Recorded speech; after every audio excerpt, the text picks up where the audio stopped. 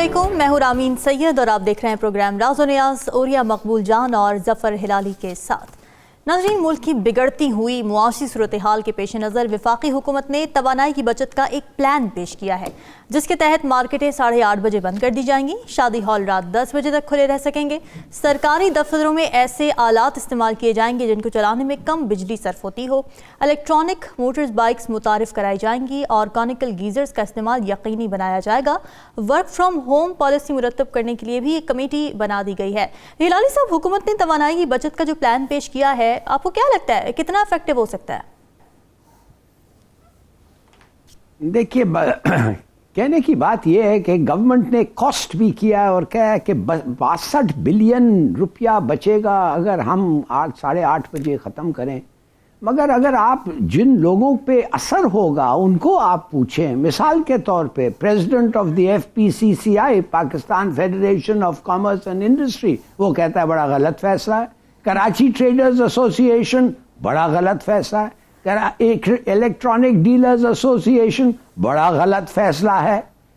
एक ग्रुप है जो इस फैसले को सपोर्ट करते हैं और वो हैं वो जो सुबह तरकारी जो बेचते हैं, वेजिटेबल सेलर्स जो होते हैं सुबह सुबह, वो बड़े खुश हैं कि अच्छा। रात में वैसे कौन जाके सब्जी लेता है रात में, तो मेरे ख्याल में अब उनके वजह क्या है, रीजंस क्या है, वो क्यों कह रहे हैं ऐसी बात। एक बात वो कह रहे हैं कि आप कम से कम जिस पे हमारा रिज़्क पे ये एक किस्म का इम्पैक्ट हो रहा है, तो आप हमें कंसल्ट क्यों नहीं करते हैं, बात क्यों नहीं करते हैं, बुलाएं, बात करें, शायद हम मिल के कुछ कर सके। बिल्कुल सही बात है, होना चाहिए गवर्नमेंट को पब्लिक के खिलाफ जब एक एक्शन आता है और इतने लोगों समझते हैं वो गलत है तो उनको एक्सप्लेन करना चाहिए। दूसरी बात ये है, उन्होंने बिल्कुल सही कहा। देखिए, कराची में जिधर आपका 70% कमर्शियल एक्टिविटी हो रहा है पाकिस्तान का, उधर 2 शिफ्ट्स होते हैं, सुबह और शाम का।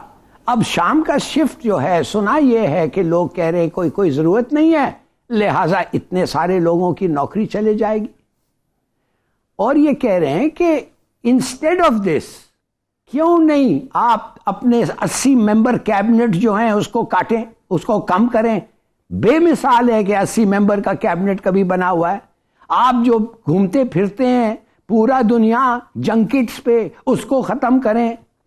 और इन्होंने मशवरा दिया है इन लोगों को कि आपके 2 और 3 लीटर गाड़ी ख़त्म करें और साइकिल पे जाएं इलेक्ट्रॉनिक साइकिल पे आपके उसको जाके चलाएं।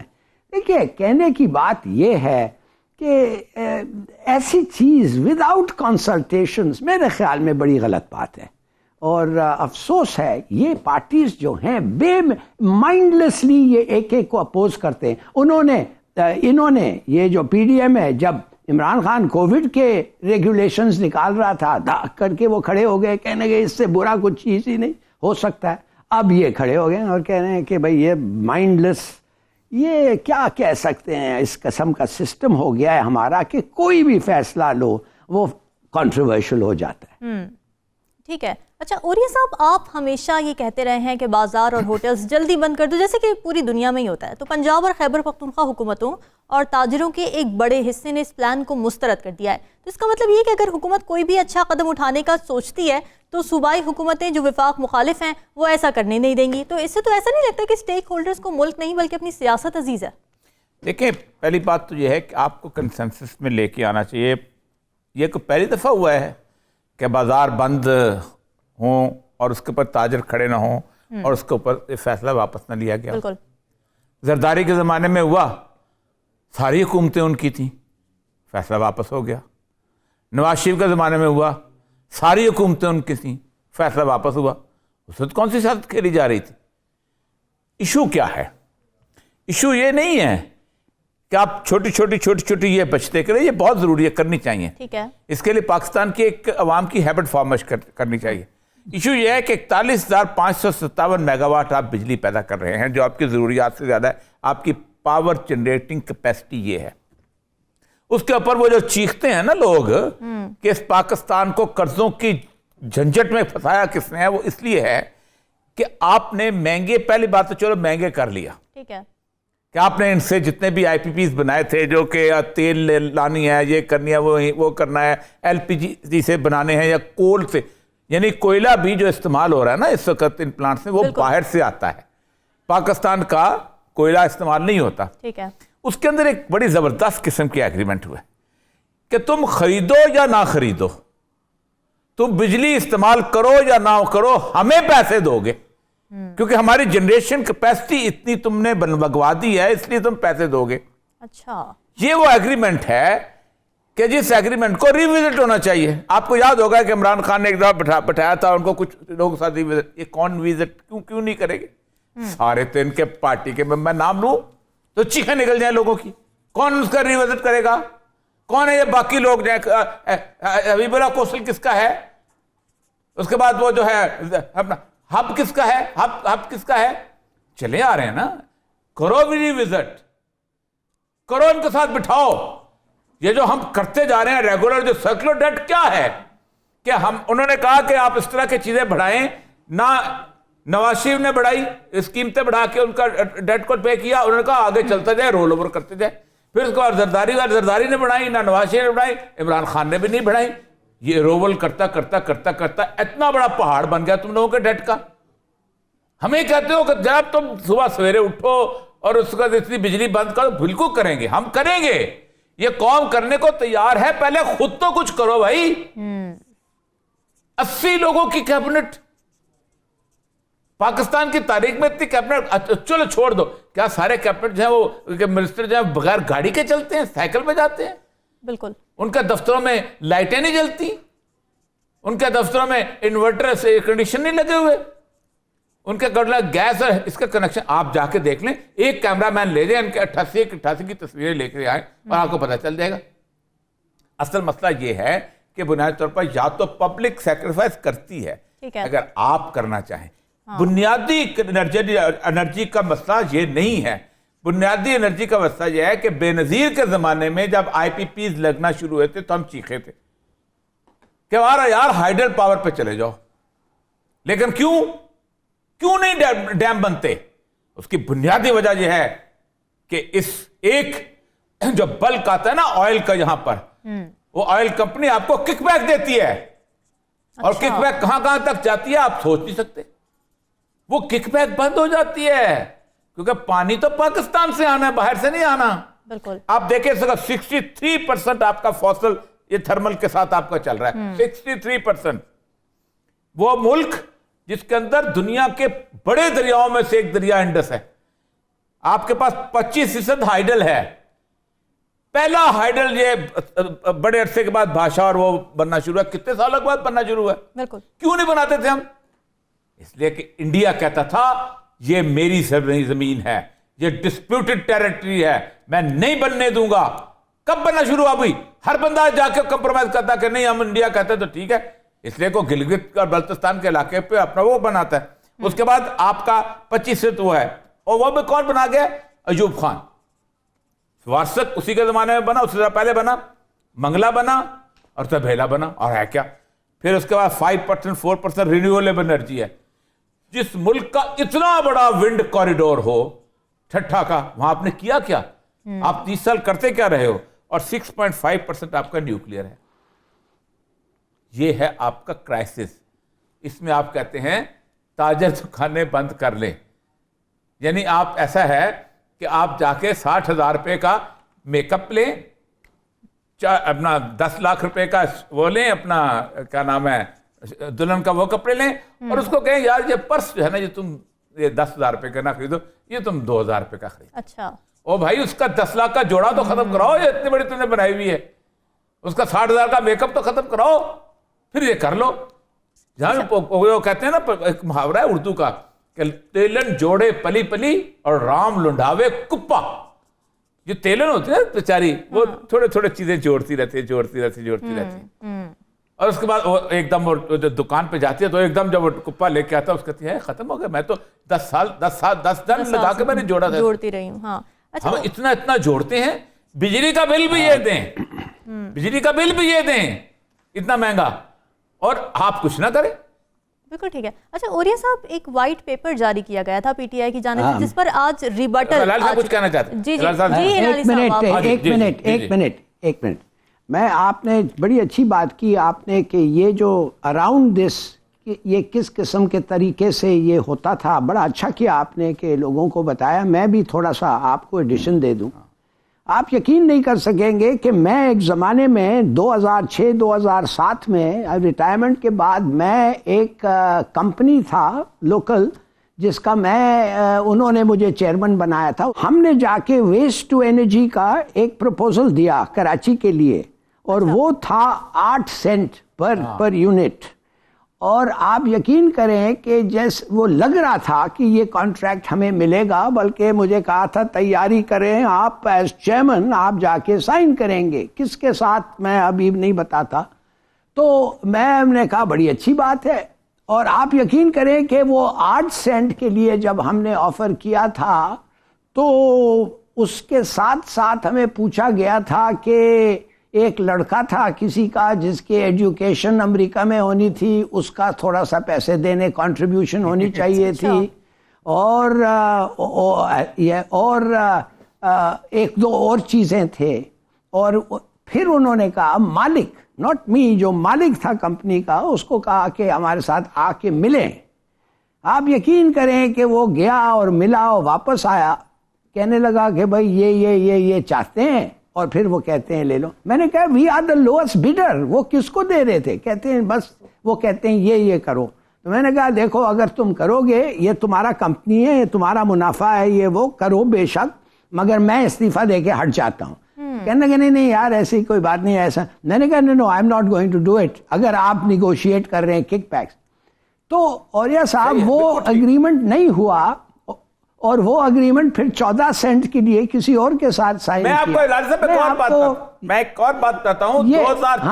2004 سے 2005 میں نا محمود بوٹی لاہور ہے, وہاں پر یہ کچرا پھینکتے. ایک پولینڈ کی کمپنی, چیکوسلوواکیا کی کمپنی کا ایگریمنٹ ہو گیا تھا کہ ہم یہاں پر اس سے انرجی سے اس سے کچرے سے ہم انرجی بنائیں گے, اور کہتے ہیں یورپ کی ہسٹری یورپ کے ممالک بناتے ہیں. اس کے بعد حکومت بدلی, پھر اس کے بعد 2008 آیا, پھر شہباز شریف صاحب آئے, پھر شہباز شریف آئے, پھر اب دوبارہ کوئی 15 دن ہوئے, پھر دوبارہ انہوں نے کہا کہ ہم اس سے انرجی بنائیں. بالکل آپ ٹھیک کہتے ہیں, یعنی آپ دنیا پوری جو ہے ان چیزوں سے انرجی بناتی ہے, لیکن نہیں. اچھا, اور آپ کو میں بتاؤں پہلا اگریمنٹ جو ہوا, اور یا صاحب پہلا اگریمنٹ جو ہوا تھا 1994-95 امریکہ میں ہوا تھا, اور میں اس ڈیلیگیشن مانے پرائم منسٹر کی ڈیلیگیشن کا حصہ تھا, اور یہ میرا کام نہیں تھا مگر میں ڈیلیگیشن کا حصہ تھا. تو جو باتیں ہوتی تھی ہم سنتے تھے. تو سیکرٹری اور لیری تھی انرجی سیکرٹری امریکہ کے, تو اس نے بڑی خوش ہوئی کہ بھائی ہم تو لے رہے ہیں انرجی, امریکہ سپلائی کر سکتا ہے, اور ہر چیز جو ہے وہ پاس آن ہے, مانے تیل اور ہر چیز آپ کو مفت ملے گا. مانے اس کمپنی کو, وہ کمپنی کا کام صرف یہ ہے کہ اس کی مشینری کر کے بنا کے الیکٹریسٹی پاس آن کر دیں. تو کیا ہوا, پہلے تو وہ کک بیک کا تو خیر چھوڑیں, ہوا یہ کہ آپ نے اوور ایسٹیمیٹ کر دیا آپ کی capability to use the energy. نتیجہ یہ ہوا جو آپ نے شروع میں ذکر کیا, بناؤ یا نہ, اگر یوٹیلائز کرو یا نہ کرو, پیسے پورے دینے پڑیں گے آپ کو پریمیم پرائس پہ. یہ کمال ہے یار, آنیسٹلی. میں آپ کو کوئی پوچھنے والا نہیں اس ملک کے اندر, جیسی چاہے آپ. اچھا اوریہ صاحب, آج ایک ریبٹل آیا ہے کل کے وائٹ پیپر کا. تو وزیر خزانہ ہی کہہ رہے ہیں کہ عمران خان نے جو وائٹ پیپر جاری کیا ہے, تو نہ تو انہوں نے سیلاب کی تباہ کاریوں کا ذکر کیا اور نہ ہی یوکرین کی جنگ کے معیشت پر منفی اثرات کا کوئی ذکر ہے. لیکن جب موجودہ حکمران پی ٹی آئی کے دور میں معیشت کا تجزیہ پیش کرتے تھے تو کرونا کا جو امپیکٹ اکانومی پر آیا تھا وہ اس کا بھی ذکر نہیں کرتے تھے. تو پھر ہر سیاسی جماعت اپنی سیاست چمکانے کے لیے آدھی باتیں عوام کو بتاتی, آدھی چھپا لیتی. عوام کو بیوقوف بنانے کا سلسلہ کب تک جاری رہے گا اوریہ صاحب؟ دیکھیں, پہلی بات یہ ہے کہ کل وائٹ پیپر کا بات کی تھی, چلو آج ادھر سے بھی گرافک پریزنٹیشن آ گئی. آج جو آج والی گرافک پریزنٹیشن اچھی لگی پھر اوریہ صاحب, جنہوں نے کامرس ہیلے کالج آف کامرس سے انہوں نے ڈگری حاصل کی ہوئی ہے, وہ انہوں نے وہ پتہ نہیں کس ہمارے آباء اجداد کے زمانے کی ان کی ڈگری چلی آ رہی ہے اور وہ ہمارے فائنانس منسٹر ہیں, کمال کے آدمی ہیں, ٹھیک ہے. تو انہوں نے آج گرافک پریزنٹیشنز بھی دیں اور کہے جاتے بیٹا ذرا اور چلاؤ بیٹا, ٹھیک ہے چل رہے ہیں. مسئلہ سارا یہ ہے کہ 2013 سے کیوں کرتے ہو موازنہ, 1992 سے کر لو, ہمارا کیا جائے گا, کہ جی نواز شریف 1992 میں یہ تھا, ہمارا کیا جائے گا, ہم تو سننے والے ہیں بھائی. قوم کہتے ہیں اب کیا ہو تم, اس وقت تمہاری مہنگائی کس لیول پہ ہے, اس وقت تمہاری سچویشن کس لیول پہ ہے. دیکھیں انہوں نے اپنے اگر کمپیریزن کیا وہ بھی غلط کیا, ان کو وائٹ پیپر سیوڈے گا تک اس ایک سال, دیکھیں آج کتنے ہو گئے ہیں, 265 دن ہو گئے اس حکومت کو, ٹھیک, یہ 9واں مہینہ پورا ہونے والا ہے, ٹھیک. مجھے یاد اچھی طرح اس پاکستان کا میڈیا تھا نا, اس نے عمران خان کے 100 دن پورے ہوتے ہوتے اس کے جان عذاب میں لے آئے تھے, یہ نہیں وہ نہیں وہ نہیں یہ نہیں وہ نہیں, اور اس کے بعد پوری دنیا نے ایک بڑا امیج بنایا تھا کہ شباش سپیڈ آ رہی زبردست قسم کی. پھر انہوں نے خود ایک امیج بنایا, مفتاح اسماعیل چلا جائے گا یہ ایسے بولتا رہتا ہے, وہ مریم نے اور باقی لوگوں نے کہا اسحاق ڈار صاحب تشریف لے کے آ رہے ہیں. اب اس وقت پتہ ہے IMF آپ کو کیا کہہ رہی ہے, انٹرنیشنل ایکسپرٹس کیا کہہ رہے ہیں, آپ نے جو اس وقت ڈالر جو ہے مارکیٹ میں پھینک کے ڈالر کو ایک جگہ روکا ہوا ہے نا, یہ جس دن ایسے ایک دم کھلا یہ 350 روپے پہ جائے گا, اس دن ہوگا کیا اس ملک کی اکانومی کا, لوگوں کا کیا ہوگا, بالکل خوفناک. ٹھیک ہے اچھا انہوں نے, لیکن مسئلہ ہے کہ آج کی بات کرتے. عمران خان کا بھی آدھا پیپر غلط تھا, ہم یہ کیا وہ کیا, ہر بندے کو عادت پڑ گئی ہوئی ہے. میں نے اس وقت جب میں تھا میں یہ کیا, میں یہ ہم پہ کووڈ آ گیا تھا, اس کا جو آخری 2 چیپٹر میں نے آپ کو پتا کل میں نے صرف آخری 2 اس کے ڈسکس کیے تھے, میں نے اس کے پہلے 8 صفحے نہیں ڈسکس کیے تھے. ان کو بھی چاہیے آج کی بات کرو, آج تم کیا کر رہے ہو, تمہیں 265 دن ہو گئے ہیں اس ملک کے اندر, ان 265 دنوں میں تم نے کیا کیا ہے, دنیا جہان کا تم نے ایکسپرٹ اکٹھا کر لیا, 80 بندوں کی کیبنٹ تم نے بنا لی, تم کہتے تھے ہمارے آنے سے پتہ نہیں کیا ہو جائے گا, دودھ تو شہر کی ندیاں بہہ جائیں گی, تم کہتے تھے عمران خان نے لوگوں کو ناراض کیا, ہم لوگوں کو راضی کر لیں گے. تم نہ چین کو راضی کر سکے, تم نہ سعودی عرب کو راضی کر سکے, تم نہ IMF کو 9 میٹنگز IMF کے ساتھ, اور ابھی تک IMF اس بات لیکن اوریا صاحب خان صاحب بھی تو 35 سال کا کمپیریزن کرتے ہیں نا, کہ 35 سالوں سے غلط کیا نا, میں نے غلط کیا, میں نے کہا نا, میں نے کل اس کے 8 صفحے میں نے اس کی گفتگو نہیں کی. اچھا دیکھیں جب تک آپ لمحہ موجود کے اندر ریالٹی آف دا ٹائم کے اوپر گفتگو نہیں کریں گے, آپ انالیسس نہیں کر سکتے. بالکل بالکل ٹھیک ہے. ناظرین ڈسکشن کا سلسلہ جاری ہے, اب آپ بریک کا.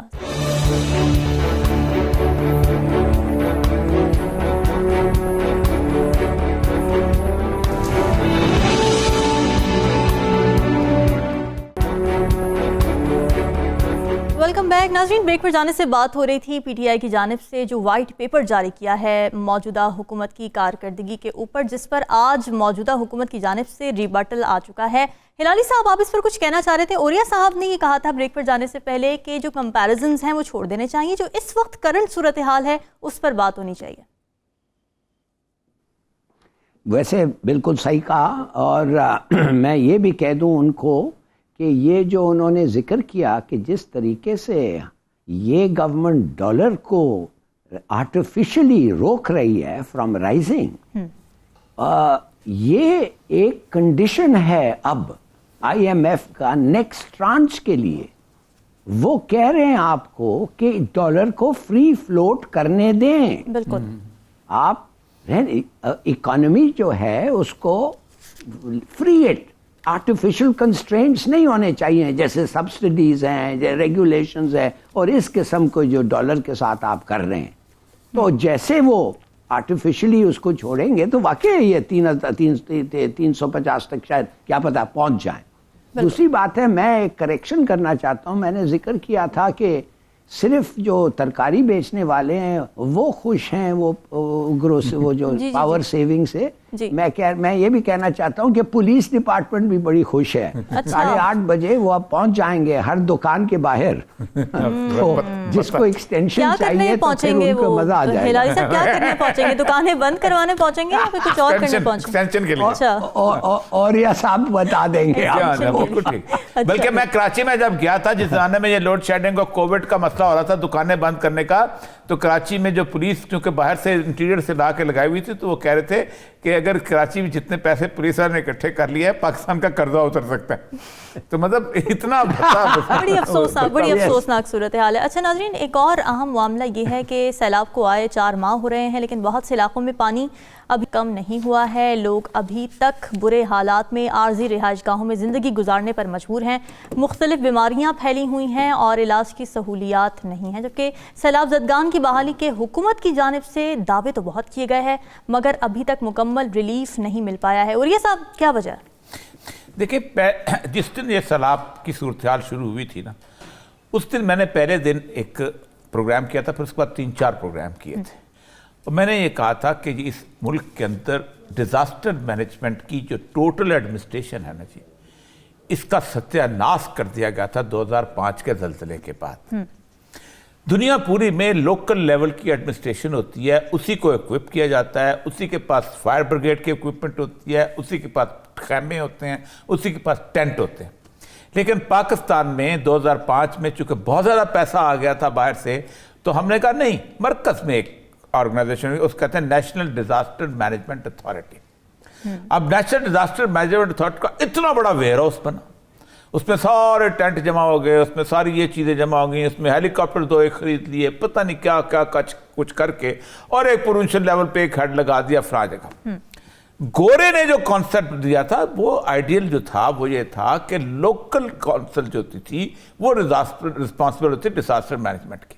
آپ دیکھیں نیو یارک میں جب 9/11 ہوا ہے تو اس کے اپنے جو تھے فائر فائٹر جو تھے وہ وہیں آئے تھے, واشنگٹن سے نہیں بلانے پڑے تھے, کیلیفورنیا سے نہیں بلانے پڑے تھے. پاکستان میں ہوا کیا ہے کہ سیلاب کی مینجمنٹ کے لیے آنکھیں کہیں اور دیکھی جاتی ہیں, وہاں سے پیسہ آئے گا, پھر پروونشل گورنمنٹ کا پہنچے گا. اس دن بھی شاید میں اور ہلالی صاحب یہی بات کر رہے تھے کہ یعنی آپ جو پروونشل منسٹر ہے آفتاب شیخ یہاں کا, امتیاز شیخ, اس نے کہا ہم اسیسمنٹ نہیں کر سکے. اللہ کے بندو, اتنا بڑا پٹواریوں کا نیٹ ورک ہے جن کی ڈیوٹی یہ ہوتی ہے کہ جا کے گرداوری کریں اور دیکھیں کس کھیت پہ کون سی فصل لگی ہوئی ہے, اس کو خسرہ گرداوری کہتے ہیں, اور پھر اس کے بعد سال کا لگان یا جو کچھ بھی اس کو کہتے ہیں آپ ریونیو وہ اکٹھا کریں. وہ نہیں ہے تمہارے پاس. تمہارے پاس ٹیچرز کی ایک پوری فوج ظفر موج نہیں ہے تمہارے پاس. تمہارے پاس ویکسینیٹرز کی فوج ظفر موج نہیں ہے. تمہارے پاس میونسپل کمیٹی کا عملہ نہیں ہے. جو پروونشل گورنمنٹ 2-2.5 مہینے تک اسیسمنٹ ہی نہ کر سکے کہ ڈیمیج کیا ہوا ہے, اس پروونشل گورنمنٹ یہی تو ہونا تھا. آپ دیکھیں, آپ اندازہ کریں اس وقت 1 کروڑ کے قریب جو بچے ہیں وہ ابھی تک وہ کسی طور پر ان کو وہ ولیجز میں وہ آؤٹ ہے, خوراک کی ضرورت ہے, دوائیوں کی ضرورت ہے, اور تقریباً 2 کروڑ کے قریب جو ہیں وہ اس طرح ڈسپلیس ہوئے ہیں لوگ. یہ پانی نہ اتر رہا ہے, نہ پانی, پمپ لگا کے پانی نکالنا کون سا مشکل کام ہے. کوئی بھی زمین ایسی نہیں ہے کہ جس کے اندر ایک natural flow of the water system نہ ہو. اس کے اندر باقاعدہ اس کے قدرت نے اس کا فلو رکھا ہوا ہے. گوئنگ ٹورڈ نالا کی طرف جاتے ہیں, نالے دریا کی طرف جاتے ہیں, دریا سمندر کی طرف. ٹوپوگرافک سسٹم کیا ہوتا ہے؟ یہی ہوتا ہے. آپ کو نہیں پتا یہ پانی نکال کے کتنی دیر لگتی ہے آپ کو. اگر 2000 پمپ بھی خریدیں یا 10,000 پمپ بھی خریدیں, کوئی اتنا مشکل کام ہے؟ وہ جب خشک ہو جائے گی زمین تو اس کے بعد لوگوں کے پاس خود فصل اگانے کے لیے جو حکومت پانی نہ نکال سکے, اس حکومت کو کچھ کیا کہا جا سکتا ہے؟ اللہ اس پہ کچھ برہم کر سکے تو کیا کر سکتے. ہلالی صاحب, کیا وجہ ہے کہ سیلاب زدگان ابھی تک بے یار و مددگار بیٹھے ہوئے ہیں؟ ریلیف کے جو دعوے کیے جا رہے تھے حکومت کی جانب سے وہ پورے نہیں ہوئے ابھی تک. پہلی بات تو یہ بالکل صحیح کہا انہوں نے, ڈیزاسٹر مینجمنٹ اس ملک میں وہ خود ہی ایک ڈیزاسٹر ہے. اب میں آپ کو بتاؤں گورنمنٹ کیسے پیسے کو ہینڈل کیا. پہلے بات تو یہ ہے کہ جو فارمز تقسیم کیے گئے ہیں امنگ جو فارمرز کو کہ بھئی بتاؤ تمہارا کتنا نقصان ہوا کہ ہم اس کو اسیس کریں, وہ فارمز جو 100 روپیہ کے لیے بک رہے تھے اب 900 روپیہ کے لیے بکنے لگ گئے. तो उधर से ही शुरू हो गया अच्छा। हमारा डिजास्टर मैनेजमेंट। दूसरी बात, पैसे किसको दिए गए भाई? हाँ, एनजीओज तो पैसे खाने का और टेंट्स का वो तो इफेक्टिव्स को देते थे, बिल्कुल सही बात, बड़ी अच्छी बात है। मगर गवर्नमेंट किसको देती थी? गवर्नमेंट पैसे देती थी एमपीएज एमएनएज को। और एमपीएज एमएनएज किसको पैसे देते थे? वो देते थे अपने वोटर को। वोटर्स। और जिसने वोट नहीं किया उनके लिए उनको कुछ नहीं मिलता है। अब आप सोचिए, नहीं एक किस्म का चेक होना चाहिए कि भाई जो वोट नहीं किया आपके लिए उनको कुछ नहीं मिले या कम मिला? No check. अच्छा, मैंने कहा यार वैसे ये फिर बच जाता होगा कुछ, इसलिए कि वो किधर जाता था? वो कहते थे, उनको कहते थे अगले साल के लिए ये पैसे रख लो, हमें वोट फिर देना। नाउ ये जो मुझे बता रहा था एक इनसाइडर था एट द मोमेंट। अब आपसे मैं कहना चाहता हूं, एक और चीज हो गया, एक और डिजास्टर हो गया। वो क्या है? डिजास्टर ये है कि अब खाने के पैसे उनके पास आ गए। अब मोस्टली वो खा सकते हैं ठीक तरीके, मगर अब प्रॉब्लम ये हो गया है कि घर नहीं है। घर नहीं है, घर कौन देगा सर्दियां हैं। उनको? सर्दियां हैं, ओपन में वो ठहरे हुए, तो घर बना के दो। नहीं, मगर घर बना के अगर वो पैसे देंगे बीबी, वो पैसे वो खर्च हो जाएगा, वो कराची आएंगे नौकरी के तलाश में, वो पैसे कराची में खर्च हो जाएगा और बाद वो डकैती करने लग जाएंगे। ये जो स्ट्रीट क्राइम बढ़ा हुआ है, यू मस्ट आस्क योरसेल्फ, कौन, क्या वजह क्या है? इकोनॉमिक कंडीशंस, यस, मगर कैसे वो इकोनॉमिक कंडीशंस कैसे क्रिएट हुए? Number one. दूसरी बात यह है कि आप अगर उनको पैसे दे दें, अगर वो घर भी बनाना चाहे, वो सीमेंट में मार देंगे, बजरी में मारी जाएगी, तो दे मस्ट नाउ, आपके पास बिल्डिंग एंड रोड्स के इंजीनियर्स हैं, एक्सीएन हैं, उसको कहो इतने पैसे में फलाने दैट मैनी इतने घर बन सकते हैं, बनाओ। और वो घर बनाओ, पिक्चर लो, रिसीव कराओ वो किसान से जिसका घर डूब गया है, तो कोई चेक भी हो, आपको पता चले कि क्या बना है क्या नहीं बना है। कहने की बात सिर्फ ये है कि ये होता है disaster management in keeping with the culture of the country, या उनके जो बुरे द डिफेक्ट्स जो हैं हमारे कल्चर में। ये कुछ नहीं हो रहा है ये। तो घर नहीं है लोगों के पास, ये किधर जाएंगे? बिल्कुल। मैं आपको ये कह रहा हूं कि ये किसी ना किसी को आके एक इन्विजिलेशन होनी चाहिए, मॉनिटरिंग होनी चाहिए, रेगुलर रिपोर्ट्स होने चाहिए, फ्लड इफेक्टेड एरियाज में जाके तस्वीरें बताना चाहिए, इनको दिया, इनको इतने घर आ रहे हैं। इतना क्यों नहीं करते हैं भाई? डोंट यू वांट, आप नहीं चाहते, गवर्नमेंट है आप नहीं चाहते कि लोग आपको शुक्र करें और आपके लिए फिर वोट करें? There seems to be no desire। ये किस किस्म का सिस्टम है? बिल्कुल ठीक है। अच्छा ओरिया साहब, आलमी बरादरी ने सैलाब ज़दगान के लिए जितनी इमदाद का ऐलान किया था शायद उतनी मिल नहीं पाई, तो अक़वाम आलम की अदम तवज्जुही की वजह क्या है? क्या वो खुद माली मसाइल का शिकार हैं या फिर पाकिस्तान के हवाले से माजी के उनके तजुर्बात अब आड़े आ रहे हैं? देखें, 2001 के बाद से यूनिसेफ, यूनाइटेड नेशंस और इन अदारों ने पाकिस्तान के लिए एक तरतीब पेश की थी, जिस वक्त उन्होंने डोनर स्पोर्ट्स जो ग्रुप बनाया था, जिसमें तज़ीन सैयद साहिबा जो थी सरबराह थी उसकी, मुशाहिद हुसैन की जो हमशीरा हैं, कि हम बराह रास्त गवर्नमेंट को इमदाद नहीं देंगे, गवर्नमेंट इज़ करप्ट, हम NGOs को देंगे। और मुझे याद अच्छी तरह, मैं director general social welfare and women development था, तो उस वक्त हमारे थ्रू इमदाद जाया करती थी। अच्छा, देखिए, यूनिसेफ और यूनाइटेड नेशन को अपने फंड नहीं होते, ना यूनेस्को पर, ये फंड जनरेट करते हैं, लेके आते हैं गवर्नमेंट की तरफ से। बेसिकली उनका इनहेरेंट उनके पास पैसा नहीं होता, पैसा इकट्ठा, इससे UNHCR लेके आता है पैसा, मुख्तलिफ गवर्नमेंट्स के पैसे। बिल्कुल ठीक।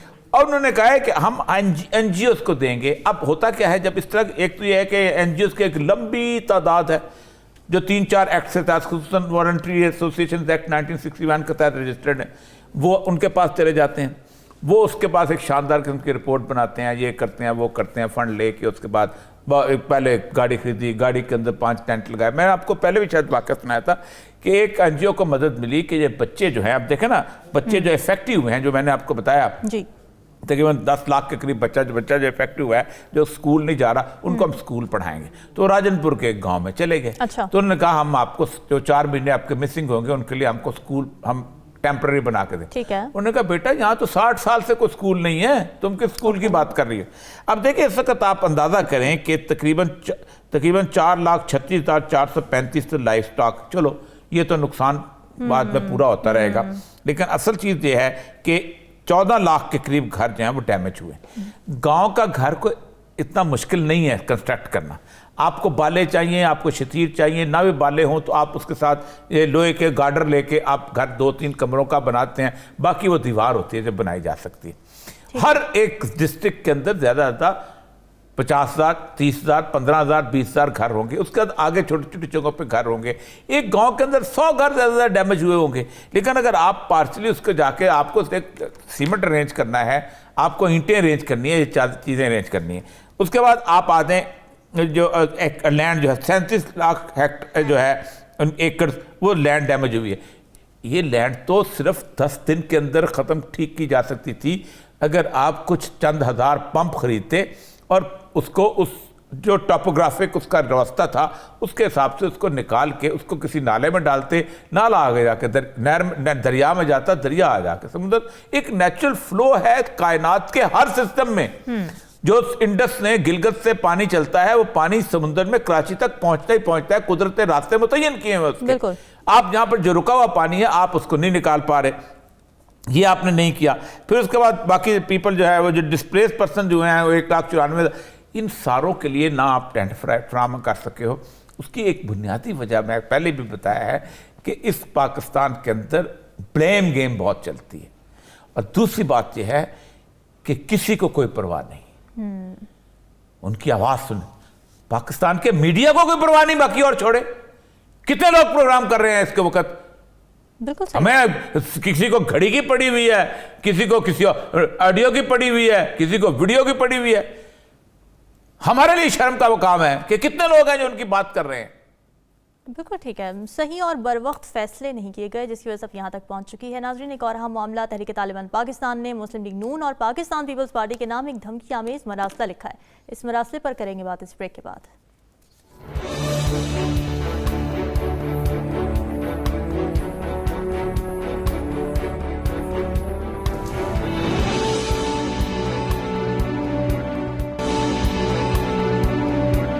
Welcome back. تحریک طالبان پاکستان نے مسلم لیگ نون اور پاکستان پیپلز پارٹی کے نام ایک دھمکی آمیز مراسلہ لکھا ہے جس میں کہا گیا ہے کہ اگر یہ دونوں جماعتیں TTP کے خلاف اپنے موقف پر قائم رہیں اور فوج کی غلامی کا نشہ ان کے دماغ سے نہ نکلا تو پھر ان کے سرکردہ لوگوں کے خلاف کارروائی کی جائے گی. ہلالی صاحب, یہ دھمکی کیا اشارہ دے رہی ہے؟ یہ کچھ نہیں ہے جی, یہ تو ہیں ہمارے دشمن, یہ ملک کے دشمن ہیں. یہ بتانا چاہتے ہیں کہ یہ صرف فوج کے دشمن ہیں اور ملک کے دشمن نہیں ہیں, پارٹیز کے دشمن نہیں ہیں, صرف فوج کے دشمن ہیں. وہ ایک ویج ڈالنا چاہتے ہیں ہمارے اور ہمارے فوج کے درمیان, اور یہ کبھی نہیں ہوگا اور کوئی بھی نہیں کرے گا. جو کرتا ہے وہ اتنا ہی غدار ہے جتنا وہ ہیں. تو میرے خیال میں آئی ایم سوری, یہ کوئی نئی چیز نہیں ہے اور ایک پروپیگنڈا پلوئے ہے. اور ہمیں ان دیٹ سینس ایکسیپٹ کرنا ہے ایز اے پلوئے اور ریجیکٹ کرنا as a course of action. ڈرنا نہیں ہے, وہ بالکل صحیح کہا تھا. ٹھیک ہے. اچھا اوریہ صاحب, کیا اس دھمکی کو نیشنل سیکیورٹی کمیٹی کے 2 روز قبل کیے گئے فیصلوں کا رد عمل قرار دیا جا سکتا ہے؟ نہیں, انہوں نے اس کا رد عمل دیا ہے بلاول کی تقریر کا, امریکہ سے واپسی کا. اس کے بقاعدہ ریفرنس بھی دیا ہے کہ اس نے امریکہ کو اپنی مانگ کہا ہے اور یہ کہا. لیکن یہ دیکھیں بات ساری یہ ہے کہ ریٹورکس ہیں, لیکن اس ریٹورک کے ساتھ ساتھ ہمارا پورے کا پورا یہ جو KPK کا علاقہ اور اب تو کل خانوال میں جو انسیڈنٹ ہو گیا ہوا ہے وہ بہت خوفناک ہے, اور اس کو ہم کو باقاعدہ اس کے بارے میں سیریسلی سوچنا چاہیے. دیکھیں جب تک آپ سیریسلی نہیں سوچیں گے آپ آگے نہیں بڑھ سکیں گے. بلوچستان میں اور KPK میں کے اندر it's not only TTP, it's BLA, یہ سارے کے سارے آپس میں جوائن ہینڈ کر چکے ہوئے. اور آپ کی دونوں کا جو بارڈر ہے وہ ایران اور افغانستان کے ساتھ ملتا ہے، اور یہ پورس بارڈر ہے۔ ایران کا بارڈر بھی بہت پورس ہے، ہیلمند سے آپ نیچے چلے جائیں اور وہ نیچے تک جہاں یہ کیا نام ہے اس کا اپنا گراوک اور تمب کا علاقہ، ایران کا بارڈر بھی اور یہ بھی، اور یہ سارے کا سارا ریگستان اور پہاڑ کا ایسا ملا جلا بارڈر ہے۔ اس کے اوپر بہت سیریس تھنکنگ کی ضرورت ہے، اور سیریس تھنکنگ کی اس لیے ایکشن کی بھی ضرورت ہے، اور اس کے ساتھ ساتھ سیریس تھنکنگ کی بھی ضرورت ہے کہ کیسے اس کو دیکھیں خانیوال، بنو، یہ سیٹلڈ ایریاز ہیں جہاں یہ سب کچھ ہو رہا ہے، تو سیٹلڈ ایریا میں کیوں ہو رہا ہے، کیسے ہو رہا ہے، کیسے وہاں تک پہنچ کیسے گئے؟ ٹھیک، آپ نے ایک پروسیس شروع کیا تھا 3000 لوگوں کو جب چھوڑنے کا، اس کے بعد آپ اس پروسیس کو یا تو منطقی انجام تک پہنچائیں یا کہ پھر پبلک کو آ کے کھڑا کریں ان کے مقابلے میں۔ آپ الجھے ہوئے ہیں پبلک کے دوسرے معاملات کے اندر، آپ کو آڈیو ویڈیو ریلیز کرنے سے فرصت نہیں مل رہی، آپ کو باقی چیزوں سے فرصت نہیں مل رہی، آپ کو ایم کیو ایم کے جوڑنے میں فرصت نہیں مل رہی، آپ کو باپ کو توڑنے میں فرصت نہیں مل رہی، آپ کو ان چیزوں میں، آپ اس انجینئرنگ میں پڑے ہوئے وہ شیروں سے جا رہے ہیں۔ اب دیکھیں نا، آپ کا ستارہ شجاعت بندہ جو ہے انہوں نے کل مارا ہے، آج انہوں نے اس کی قبول بھی کی ہے اس کی، اور وہ ان کا امپورٹنٹ بندہ تھا۔ اصل مسئلہ بنیادی طور پہ یہ ہے کہ یہ آگ ہمارے گھر میں بہت عرصے سے لگی ہوئی ہے، اور یہ آگ کب سے لگی ہوئی ہے؟ 2007 آنورڈ لگی ہوئی ہے، کہ جب پہلی دفعہ ٹی ٹی پی وہاں پر قائم ہوئی تھی، اور اس وقت بھی ہم کہتے تھے یار اس آگ کو ابھی سے روک لو کسی نہ کسی طریقے سے۔ پہلے اورنگزیب صاحب نے روکنے کی کوشش بھی کی، انہوں نے وہ جو لڑکا آدمی تھا، وہ پہلا جو تھا جس کو انہوں نے ڈرون حملے سے مار دیا تھا، اس کے ساتھ باقاعدہ معاہدہ کیا، معاہدہ کر کے ختم، پھر امریکن تو انہوں نے ڈرون حملے سے مار دیا۔ چلو اس وقت تو امریکن تھے، وہ حرکتیں کرتے رہتے تھے، گند کرتے رہتے تھے، بیچ میں انوالو ہوتے رہتے تھے، کسی کو اٹھاتے تھے، کسی کو نہیں اٹھاتے تھے، یہ پکڑ کے لے جاتے تھے، امریکن لے جاتے تھے، یہ ہمارا ایسٹ ہے۔ میں ایک ایسا آدمی تھا جو بہت بڑا آدمی تھا، اس کو پکڑا تھا، امریکن اٹھا کے لے گئے تھے، ٹھیک، اور کہا جاتا ہے کہ وہ شاللہ خوف تھا، اور وہ وہاں پر بیٹھا ہوا تھا، وہ جو تاجکستان والا۔ اصل مسئلہ سارا یہ ہے کہ اس کو بہت سیریسلی اس چیز کو لینا چاہیے۔ ٹھیک ہے ناظرین، ڈسکشن آپ نے سنی، کل حاضر ہوں گے مزید بات کے ساتھ، ہمیں دیجیے اجازت، اللہ حافظ۔